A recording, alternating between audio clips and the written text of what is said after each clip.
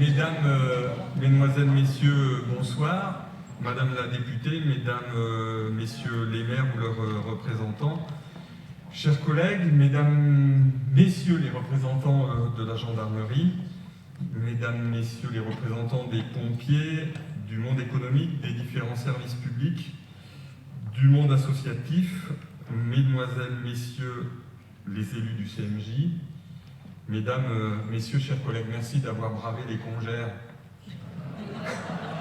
naissantes en ce début de soirée. En tout cas, merci d'être là et on est malheureusement certain que cette météo peu clémente pour laquelle le département de l'Isère est en alerte orange, on a dissuadé plus d'un de se déplacer.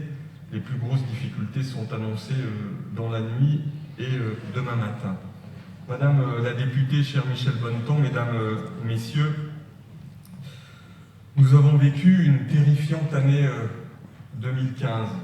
Oui, comme le disait Denis Chessou sur CO2 Mon Amour, l'émission de France Inter, je le cite, il nous y a autorisé, c'est quoi ce monde de cinglés? Il n'y a pas que le climat qui est déréglé, il y a le cerveau des gens qui ne fait plus société.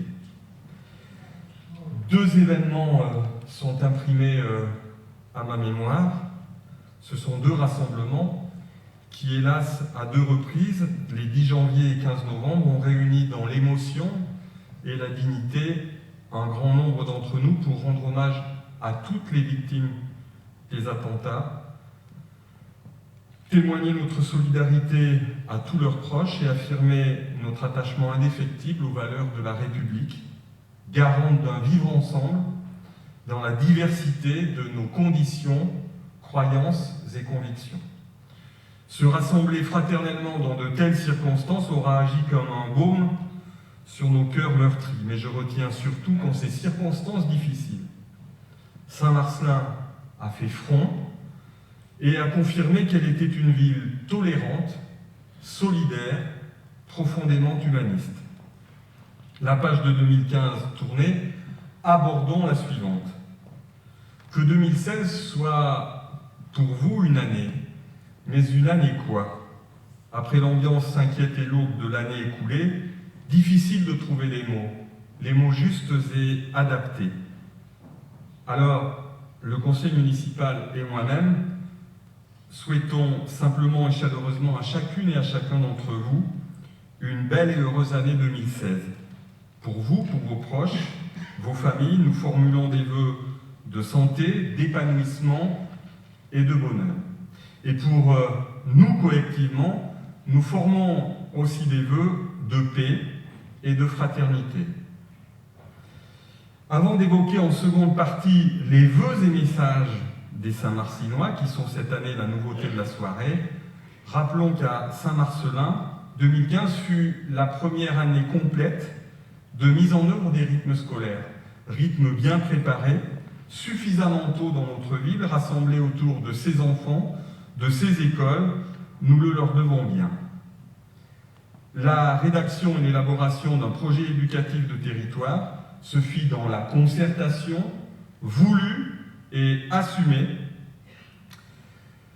par notre municipalité. Cette concertation a associé parents, enseignants et personnels municipaux. Cela a permis non seulement la réussite de ce dispositif, mais aussi, et ce n'est pas neutre, l'obtention d'un fonds de soutien et du financement par la caisse d'allocation familiale sur les centres de loisirs.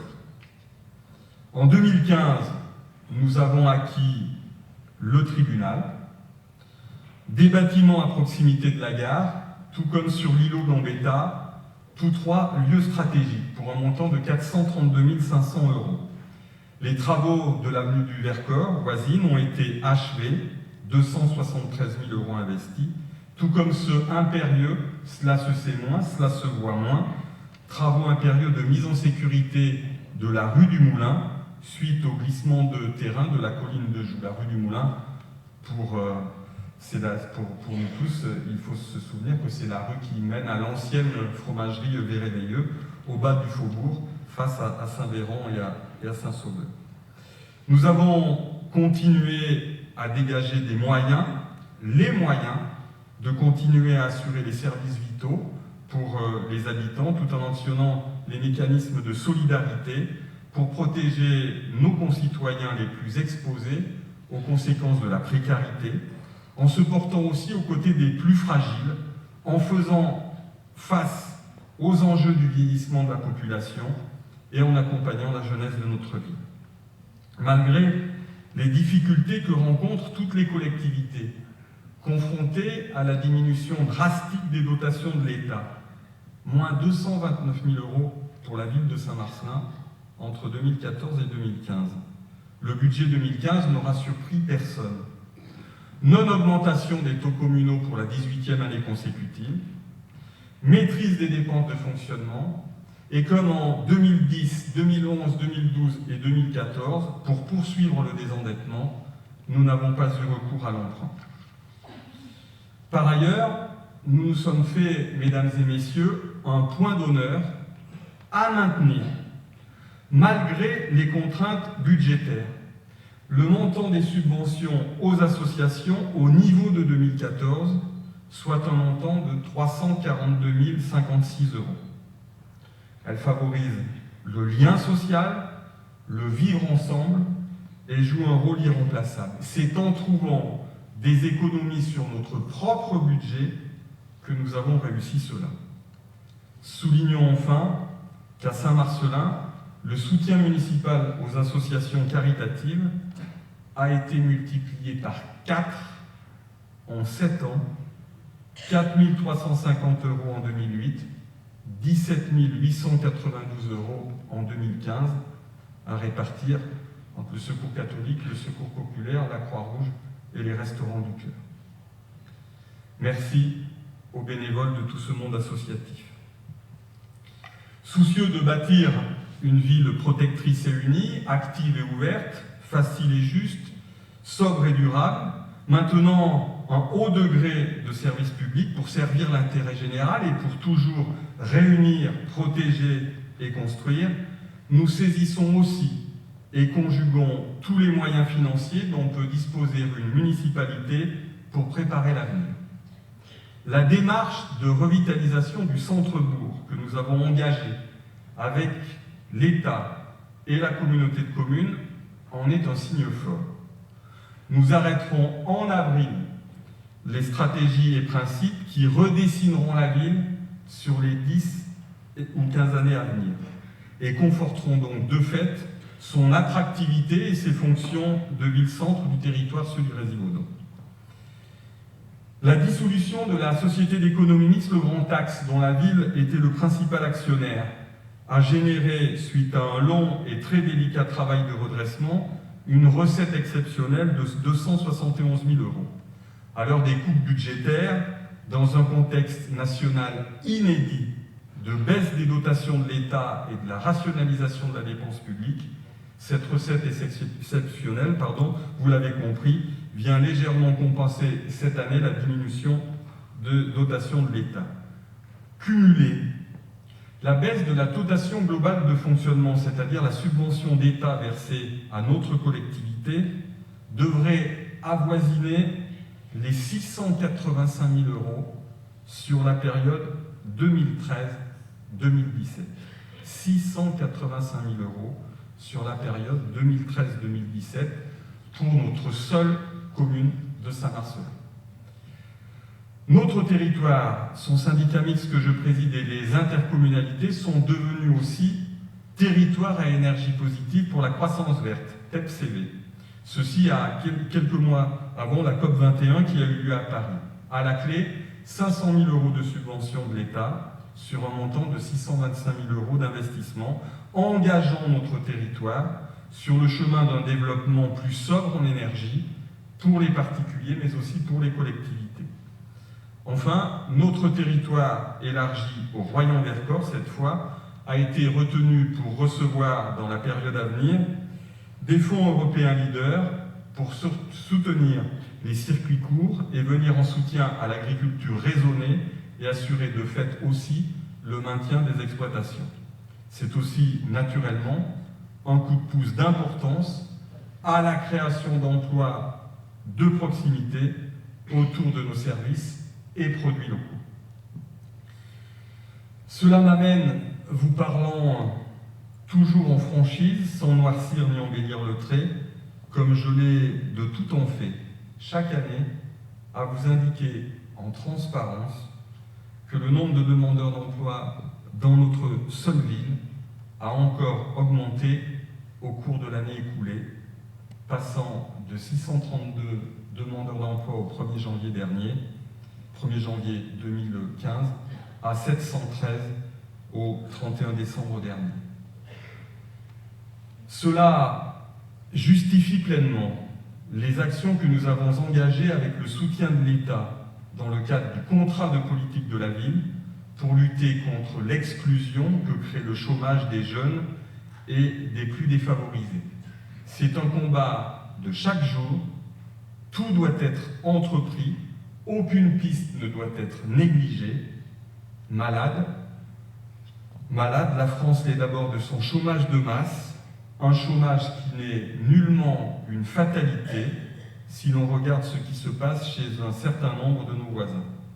Oui, l'état d'urgence est aussi économique et social. Un fossé se creuse entre travailleurs et exclus du marché du travail. Oui, la vie est devenue acharnée pour beaucoup de nos concitoyens, alors tentés par le repli sur eux-mêmes, en plein désarroi qui plus est face à un monde qu'ils ne comprennent plus, qui leur paraît trop compliqué, qui leur fait peur. Alors, ces Français, nos concitoyens, portent alors leur suffrage vers un parti opportuniste et démagogue qui ne propose, à mes yeux, aucune solution à la hauteur des enjeux, sauf celle qui conduit au repli sur soi en agitant un ressort vieux comme le monde, la désignation du bouc émissaire. Dans un monde qui change du tout au tout, nos rigidités, nos conservatismes ne sont-ils pas aussi un frein ou un carcan? D'autant qu'ils se manifestent dans de nombreux sujets, sur de nombreux sujets, parfois de manière très contradictoire. Nous ne sommes pas racistes, mais réticents à partager avec ceux qui n'ont rien. Nous sommes en faveur d'économie générale, mais de dépenses particulières. Nous sommes pour la mixité sociale, à condition de ne pas être embêtés ou gênés par nos voisins. Nous sommes pour la gratuité, celle dont on profite et non celle que l'on finance. J'ai cité là Jean-Paul Delevoye et son dernier rapport de médiateur de la République, il y a 5 ans déjà. Nos exigences envers l'État et nos collectivités croissent, alors que, chacun le sait, leurs moyens sont de plus en plus comptés. C'est, j'en suis certain, dans notre capacité à être solidaires les uns des autres que se trouve une bonne part du succès de nos missions respectives. Aider son voisin, c'est s'aider soi-même. Soutenir son commerce, c'est d'éviter d'en regretter la fermeture. Faire travailler nos artisans, c'est s'assurer de les trouver quand on en a besoin. Animer la vie locale, créer un cadre de vie et de travail, c'est jouer la carte de l'attractivité et accompagner le développement des entreprises et donc soutenir l'emploi. Ainsi, Saint-Marcelin et mesdames, messieurs, ce que nous en faisons, chacun dans nos fonctions ou métiers, dans nos responsabilités associatives ou entrepreneuriales, syndicales ou politiques, elle est aujourd'hui sous notre responsabilité collective. Oui, nous vivons des temps incertains. Dans les temps incertains, la nostalgie du « c'était mieux avant » et la tentation du retour en arrière sont toujours fortes. Mais rien ne serait pire que l'immobilisme. Nous avons tous, je l'espère, nous l'espérons, que l'on soit élu ou non, conscience des défis auxquels nous devons faire face.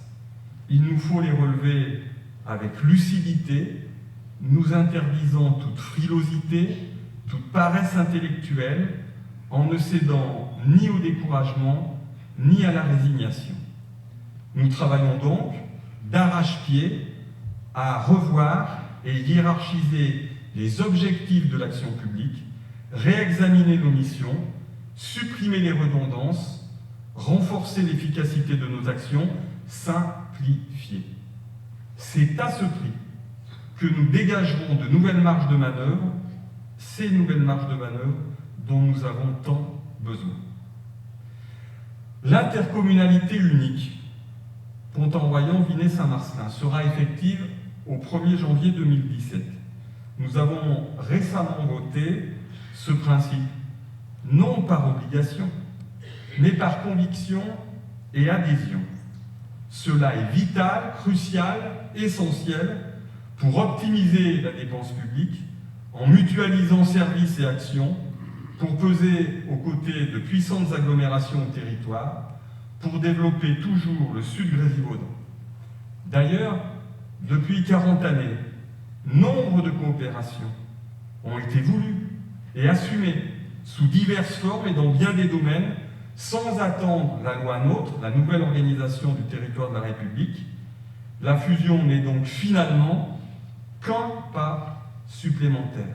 Renforçons ainsi cette coopérative d'action publique dédiée à l'animation d'un projet commun, partagé, au service des 45 000 habitants qui ont beaucoup à gagner en améliorant et simplifiant le service, en optimisant nos moyens et en maîtrisant les coûts. Car quel est l'enjeu et quelles sont les attentes de nos concitoyens? Conjuguer le développement économique, développement équilibré du territoire, services publics et qualité de vie. Pour autant, dans un monde en métamorphose et une période où les changements sont d'une ampleur et d'une rapidité inédite, créant au mieux des incertitudes ou de l'inquiétude et au pire de la désespérance, la commune reste tout à fait essentielle en termes de proximité, mais aussi de solidarité. Chaque commune, quelle que soit sa taille et son nombre d'élus, doit être écoutée, respectée, entendue. Écoutée, respectée, entendue. Nous savons bien, à travers les infrastructures, les équipements et services que Saint-Marcellin accueille, la valeur ajoutée que la ville apporte au territoire. Comme nous mesurons tout aussi bien ce que ce même territoire apporte à Saint-Marcellin en termes de dynamisme et d'attractivité. Jouons donc collectif. Regarder l'avenir, c'est aussi écrire les pages certaines de 2016, celles d'une équipe au travail, celles d'associations vigoureuses et entreprenantes, celles d'acteurs publics et privés, déterminés eux aussi à réunir, à protéger, à construire. Dans ce contexte, nous agirons avec pragmatisme et lucidité. Augmenter la fiscalité et donc les taux communaux d'imposition, il n'en est pas question. Laisser filer la dette, elle est utile lorsqu'elle est raisonnable et qu'elle crée de la richesse et accroît le patrimoine. Excessive, chacun le sait bien, elle devient un fardeau. Mais vu notre endettement raisonnable et notre souci de continuer à investir, emprunter n'est pas exclu. Dès lors, le levier des économies est toujours celui que nous devons actionner prioritairement.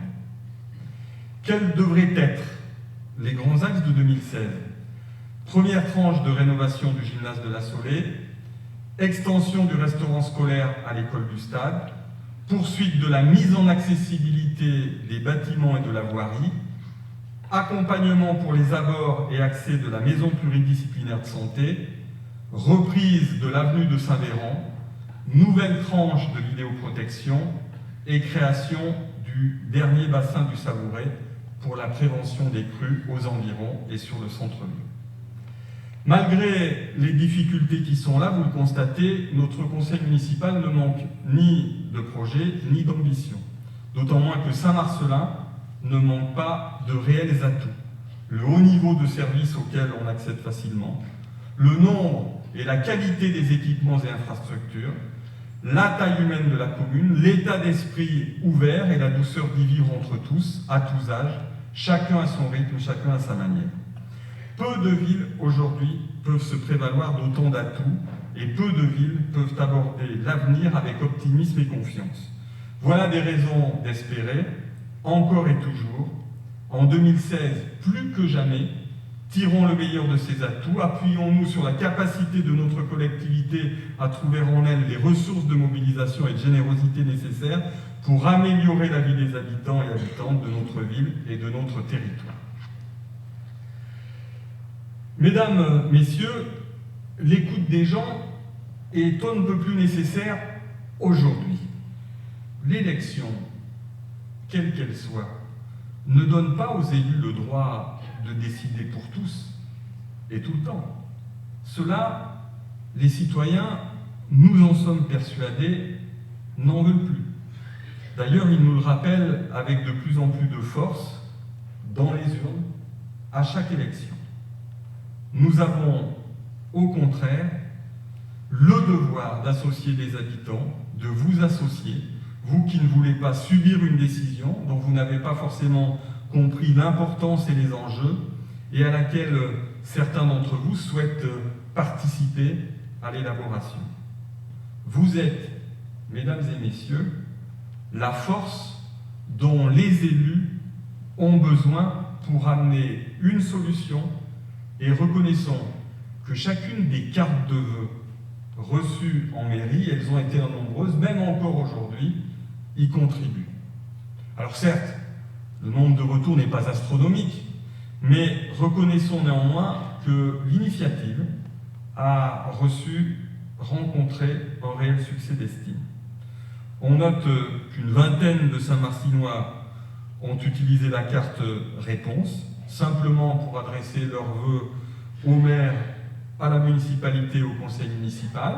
C'est un retour très sympathique et apprécié qui fait du bien. C'est un encouragement à persévérer dans l'action qui est parfois, on se le dit, aussi ingrate. En second lieu, les répondants ont bien joué le jeu et respecté la règle. Expression mesurée, message identifié, c'est-à-dire que chacun notait ses coordonnées postales. Beaucoup de questions, quelques avis, souhaits et propositions, de la richesse.